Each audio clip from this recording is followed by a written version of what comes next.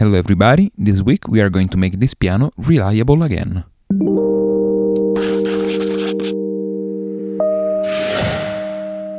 This is a GEM WK8. It's an electric keyboard and it has a lot of functions, even if it isn't the most updated instrument that you could find. The reason why I'm working on this keyboard is that sometimes the sound randomly fades and you have to restart the instrument to make it working again. It isn't a very good behavior for an object that is used in a live performance. It is also very dusty and dirty, and we are obviously going to clean it.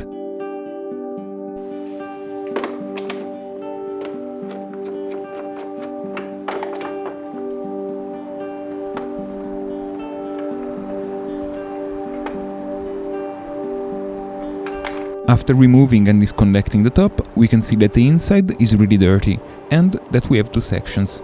The one on the right, with the big capacitors, is the power and amplifier, and the one on the left are the logic and sound boards. I'm going to quickly vacuum the inside, and while doing that I've noticed two things. The capacitor on the right is slightly swollen, and the backup battery started leaking acid. So, let's remove the board and the battery.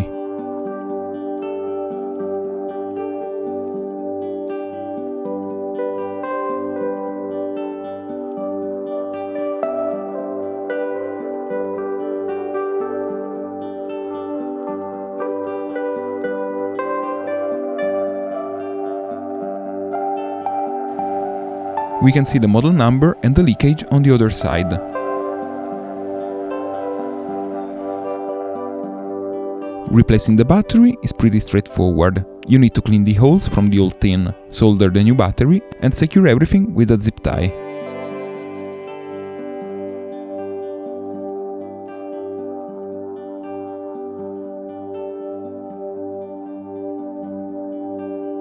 Since we're done working on the right side of the keyboard, we can reattach and screw everything back in place.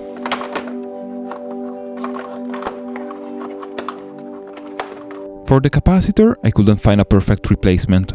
The one on the board is rated for 63 volts, but since the output of the transformer is of 15 volts, a cap of the same capacity and 35 volts should work just fine.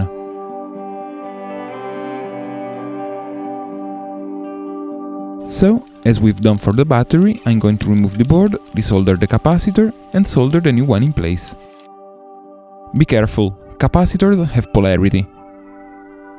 Here you can see me marking the negative side on the board in order to install the new one properly. Also, when I've turned the board, I was shocked to see how dirty it was. It looks like dried dirty water, but it could easily be some kind of residue from the factory soldering.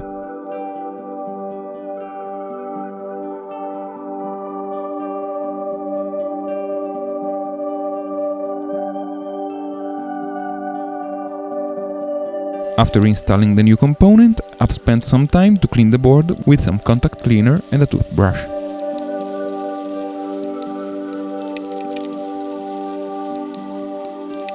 After placing the power board back in place and reconnecting everything, I can turn the keyboard on to see if the new capacitor works.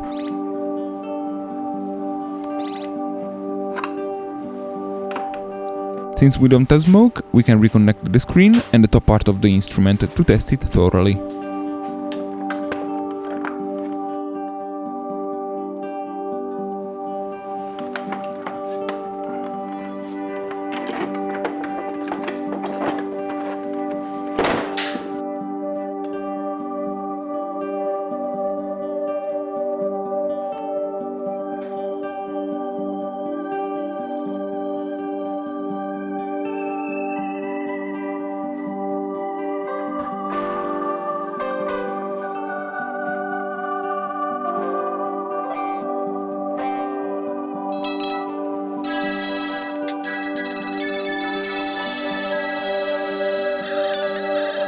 I've played it a bit and I've also left it turned on for about an hour, and everything was fine, so I've placed back the screws and closed it well. I'm not sure that the capacitor was the problem, but since the old one wasn't in the best shape and it was on the amp circuit, it could easily be the problem. Also, we've cleaned the board and replaced the battery, so we have, at least, avoided some future damage that the leaked acid could have made. I hope you liked this video, and if you did, I invite you to subscribe and leave a like. I'm Leo, and I'll see you next week. But, in the meantime, remember to keep things alive.